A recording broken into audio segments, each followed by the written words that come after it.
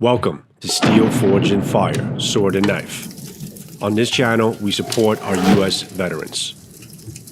Veterans, there's a place for you here. There's a number in the description of all my videos if you are in despair.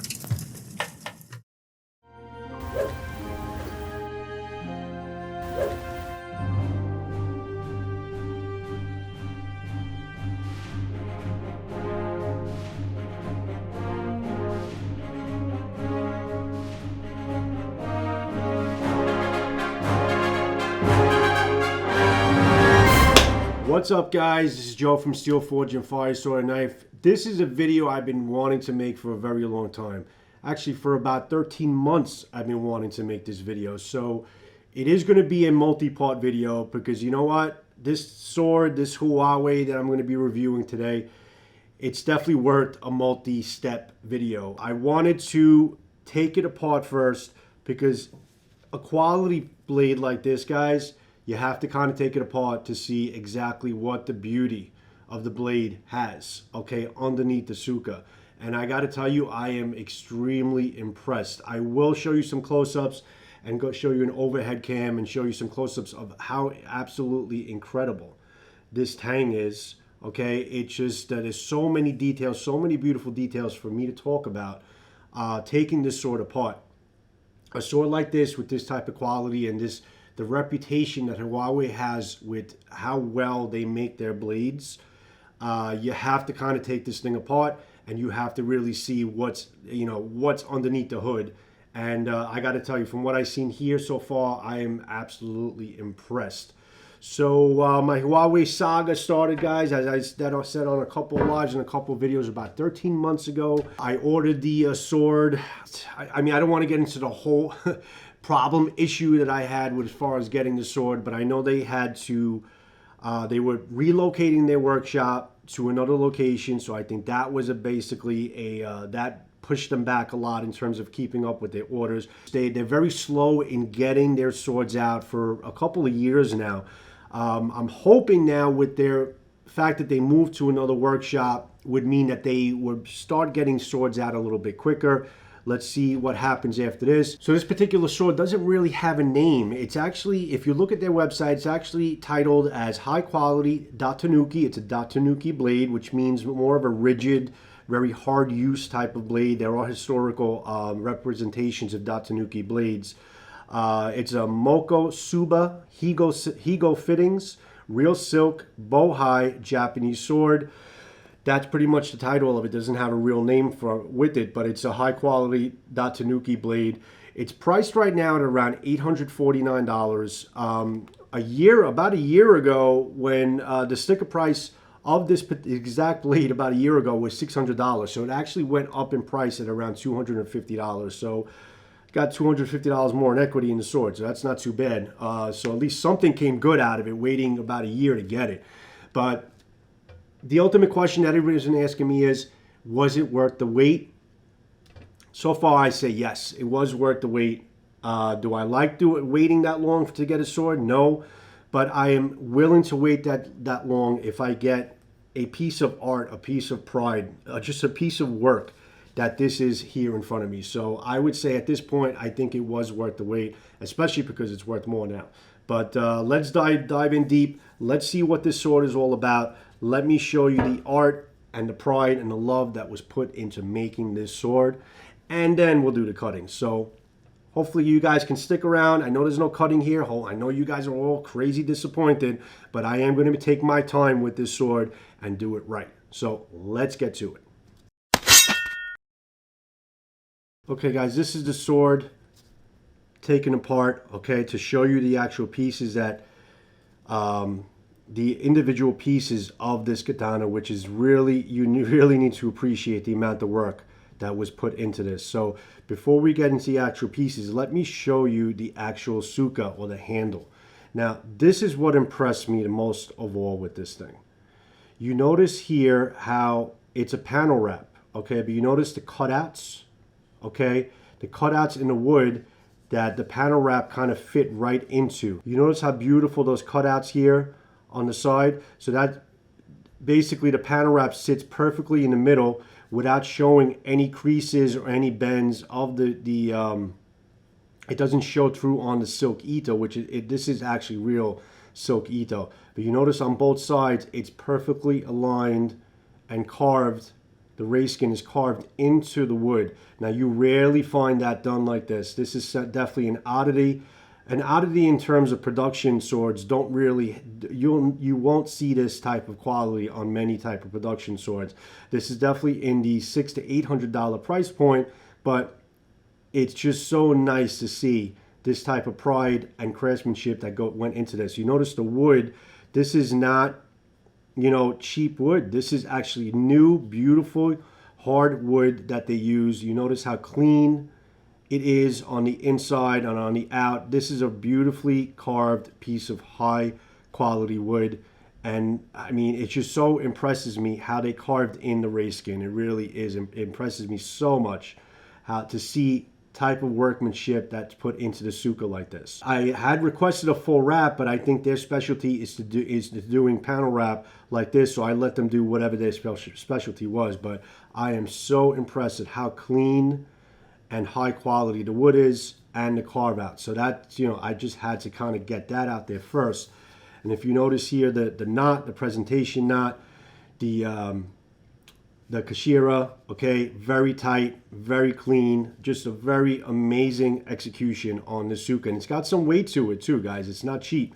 It's definitely, I've held Tsukas in my hand before and they didn't have this type of heft to them. So this is definitely a very high quality hard wood that they used on this. The habaki is definitely a highlight of this sword, which you'll see in my review.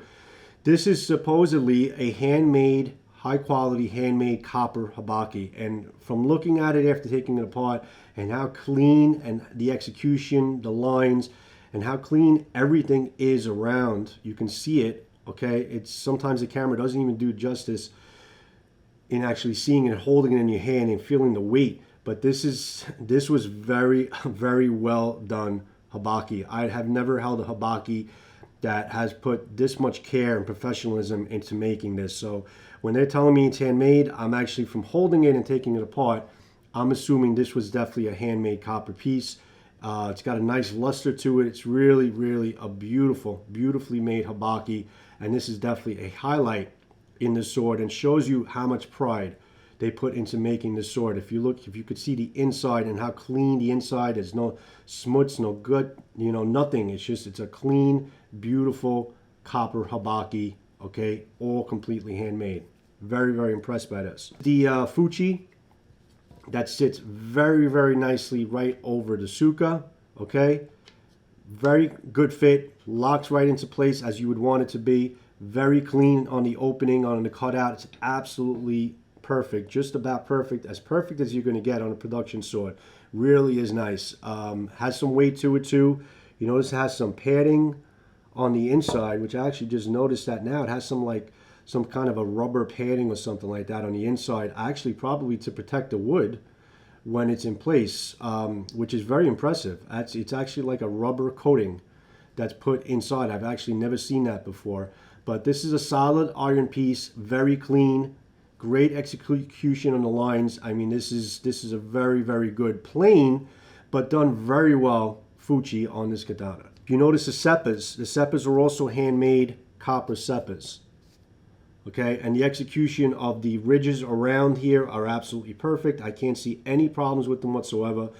Very clean, very beautiful. Okay, I love the work they did on these seppas, and it's always nice to have different types of pieces, okay, than the norm. Okay, when you have these production katanas, to have a different type of piece of something that they actually took pride in making. So these seppas are also impressing me in terms of how they executed them. One Mekugi Peg. Now, I'll get to that in a second, actually, when I show you the tang. This is the Tsuba, solid iron Tsuba. Again, plain Jane, Mary Jane, nothing crazy or embellished on it, but the execution, the rose petal, like a rose petal type of execution, is absolutely perfect. Perfectly straight. It's got some nice weight to it. I can tell it's solid iron. I'm very, very impressed on the cutout of the tang. The designs, no hot spots, no edges, nothing that basically bites into your fingers. Perfectly smooth and perfectly, it's like a black powdered steel. a black powdered piece of iron. Very impressed by the Tsuba. Plain, but execution is very, very, very well done. Loving the Tsuba. I love this plain look of it, but how well it actually is executed. Okay, so the main highlight of the sword, I think, is how well executed the tang is. I have never seen in the production swords that I have a tang that was perfectly grinded spots on the tang. This is definitely a grinded tang. Okay, they polished this up in a different way compared to the rest of the sword. You can see the grinding line where it starts, okay, with the rest of the sword and on the tang here. You notice how also the execution of the Bohi actually goes past the habaki right into the tang. That's actually really the right way to do it, and very few sword manufacturers get this right. The Bohi is normally terminated on most production swords probably at around the habaki or before it. This actually is terminated afterwards into the tang, which is very, very impressive. You notice how the polishing of the tang ends here. It continues here. They don't touch the Bohi, but they actually have a fine line. If I can get that in focus here.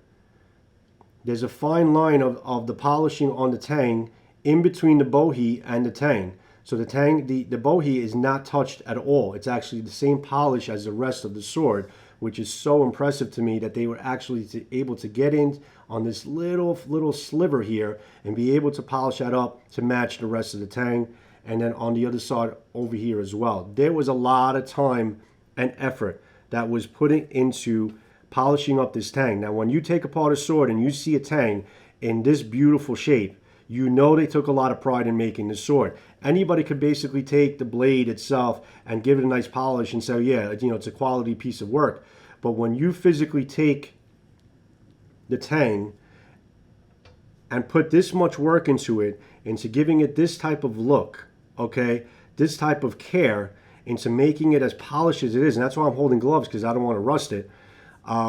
This is very impressive to me. This shows basically that it definitely is a quality made sword. And they took a lot of pride into making this. I say pride a million times because it really means a lot when I say pride. It is a lot of meaning when I say there's a lot of pride that was made into making up this blade. So this tang is very, very, very impressive to me. The fact that it has one Mekugi peg is impressive to me as well, and I'll tell you why. Because the one Mekugi peg, they're confident enough that the balance of this tang and how they did the cutout of the mouth here in the Tsuka will balance out in there, that there's not need to put another Mekugi peg.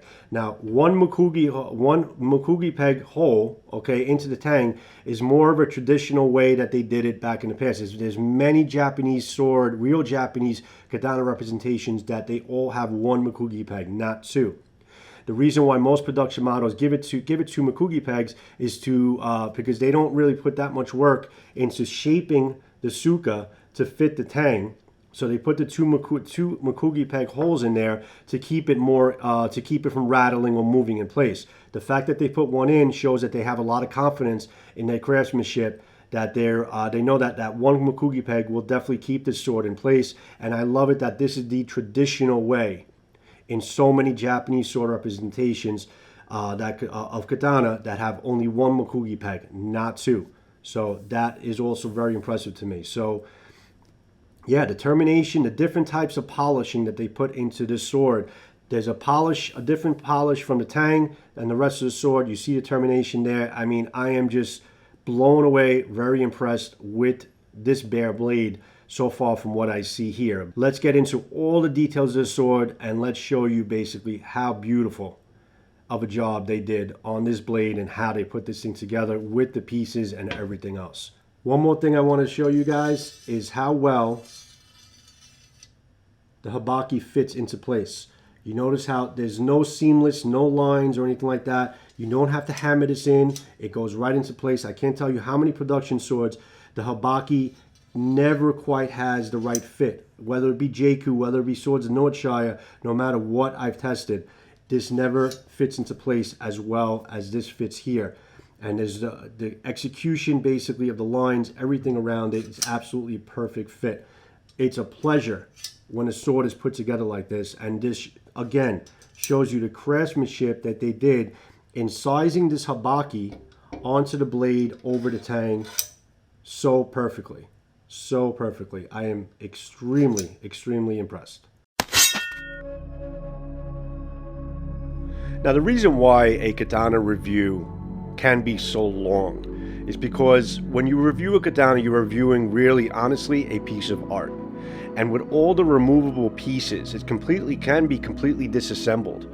So there's so much individual work with different craftsmen that have their hands on a katana, or the same craftsmen with many skills, that have their hands on a katana and is in charge of just articulating the individual pieces of the katana to make everything fit together and be of high quality. And now when we're talking about this Huawei sword, there is so much to dissect and talk about.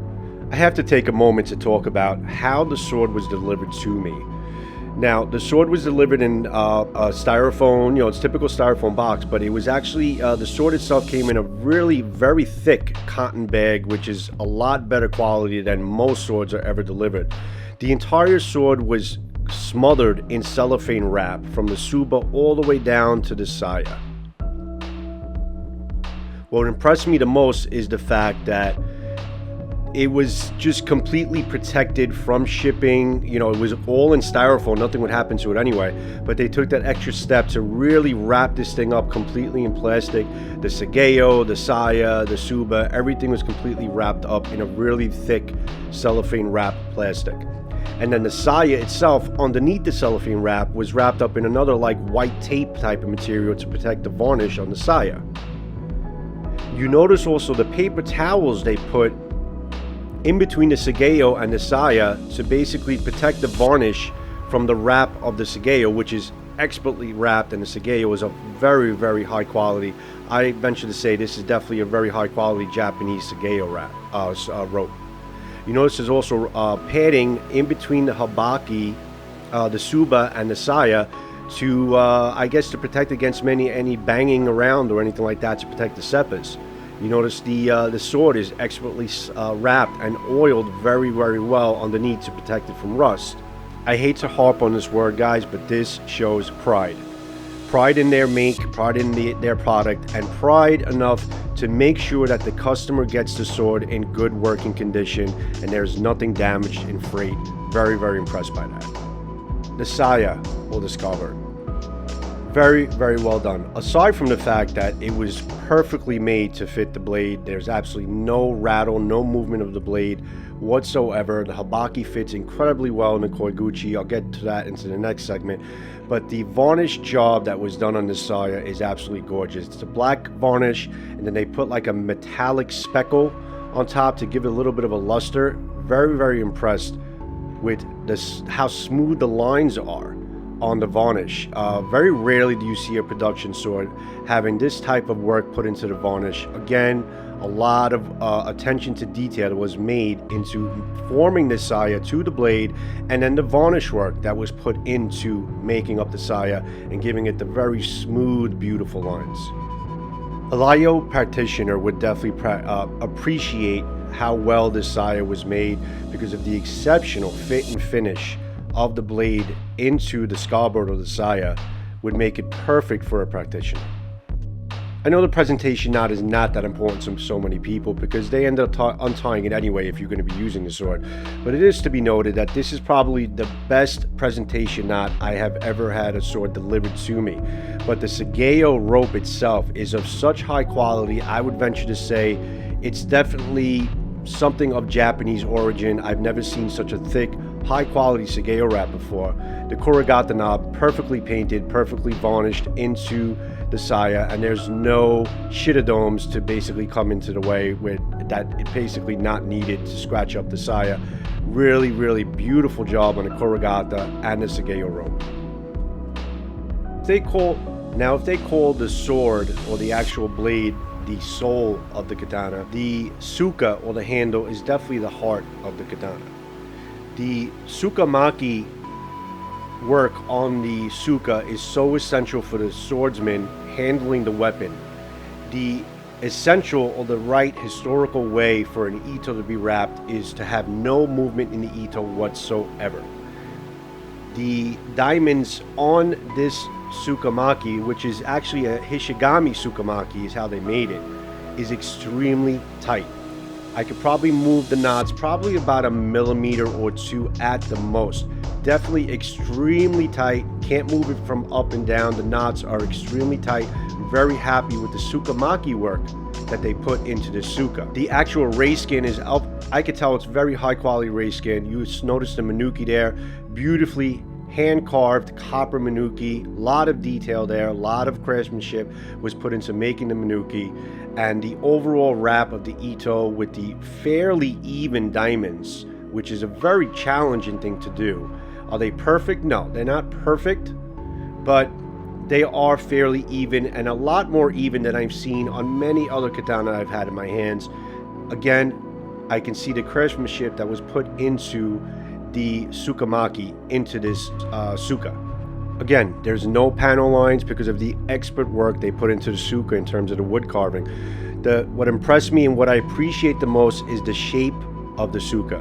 You notice it has like an hourglass type of shape that kind of blends into your hand the right way. Also, the Menuki are on the fingertip side when holding the sword correctly, which is, I believe, the right way to be.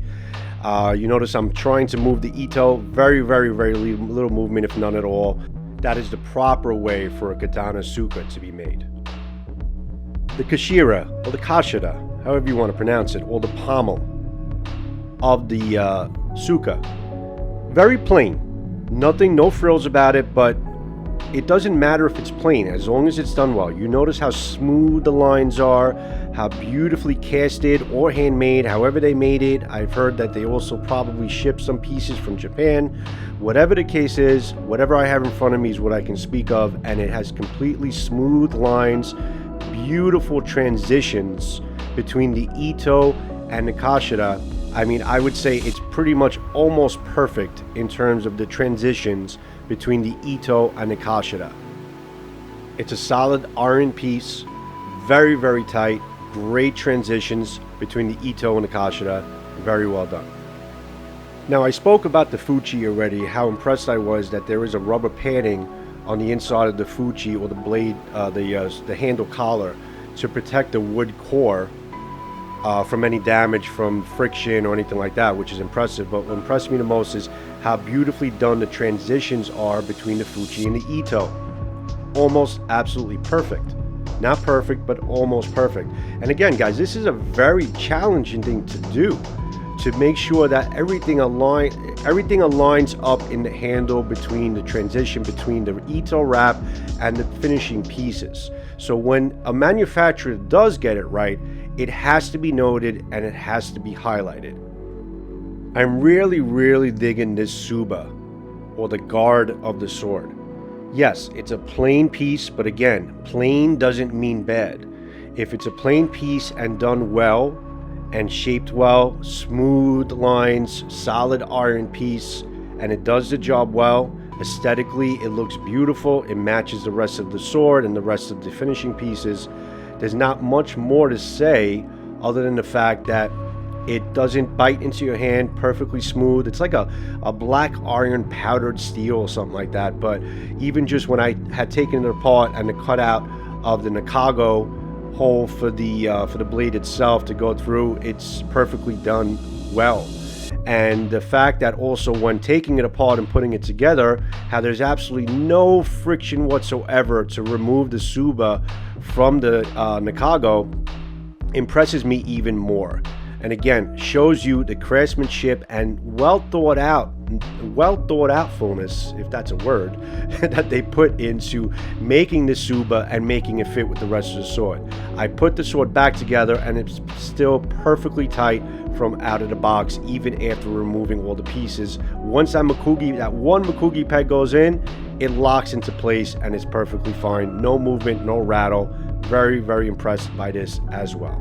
Oh man, guys, about 25 minutes into the video, we haven't gotten into the blade yet. This is the Nagasa, the soul of the katana. Oh, and what a grand soul it is. The reputation of Huawei are the formation of their blades. It's also always good when everything else kind of falls into place with high quality, but their blades is what Huawei is known for. This is the Nagasa, the blade. A beautifully terminated Bohi on each side, matching up perfectly. Great termination from the point all the way down to the Nakago. It's about a 28-inch blade, which I requested. And if I didn't mention, it's an 11-inch Tsuka.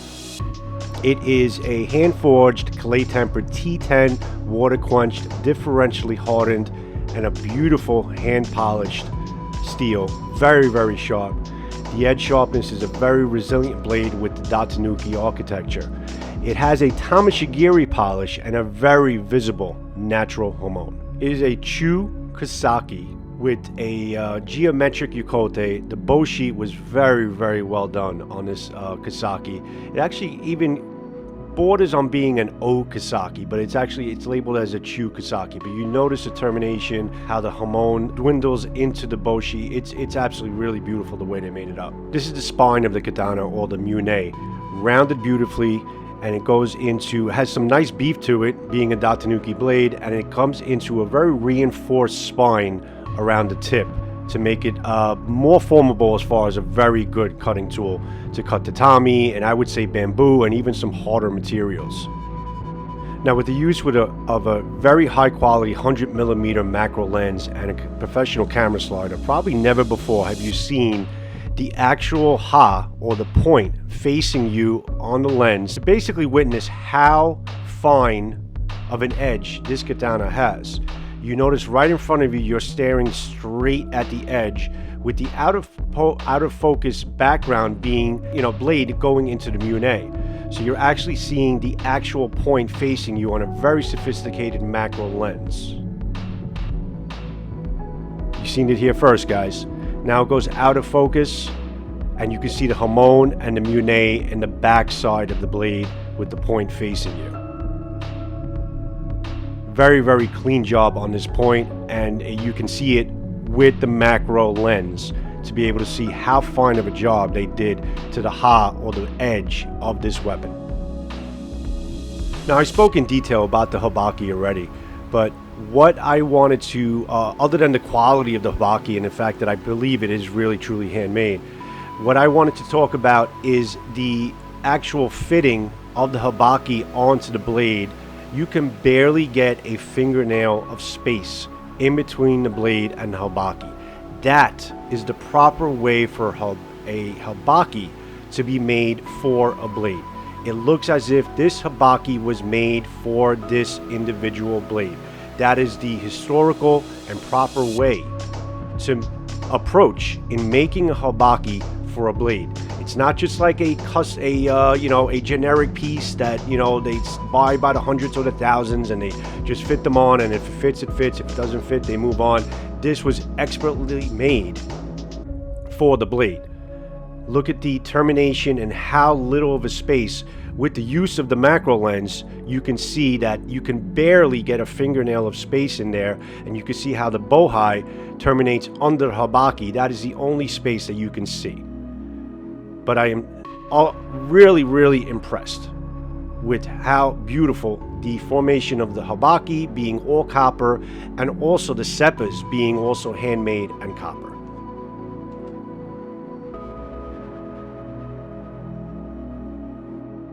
The Koiguchi, or the mount of the saya. You can see how much professionalism and mastery there was put into the sword in terms of the maker when you look at the Koiguchi.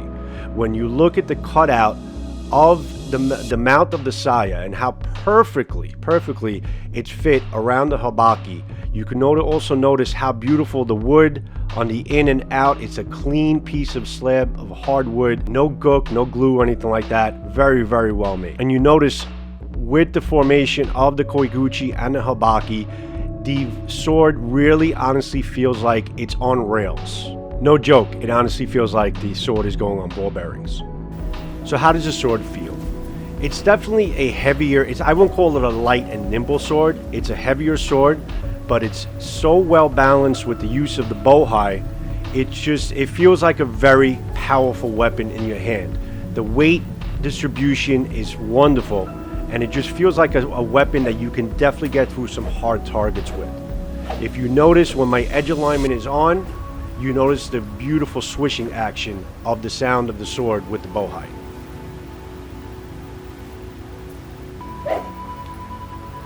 Again, guys, just a masterful job that they did on this blade. When inspecting the blade as much as I have been doing, I haven't noticed any lines or ripples in the steel. It was polished really, really, really well. Is it absolutely perfect, like the best sword out there? I don't know if there is the best sword out there, but for what Huawei gave to me, it's far superior than any other sword that I've seen in terms of the blade formation. This sword is so hot, guys. It is definitely on fire. Complete badassery. Real artistic piece of work.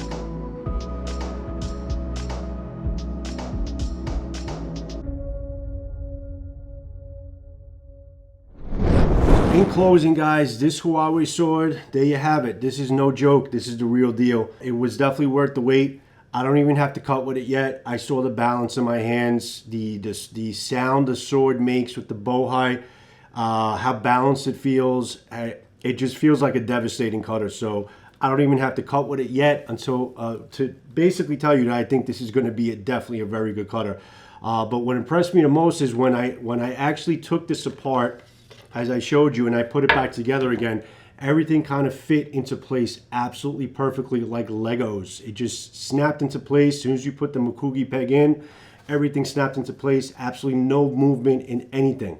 It's just very, very impressive to me, with so little effort, to take this thing apart and to put it back together, and it's still completely locked into place. I mean, I don't know if you know a lot about swords and you have taken a couple apart, you can see that pretty much never happens where you can take the sword apart and put it back together and it's perfectly fine.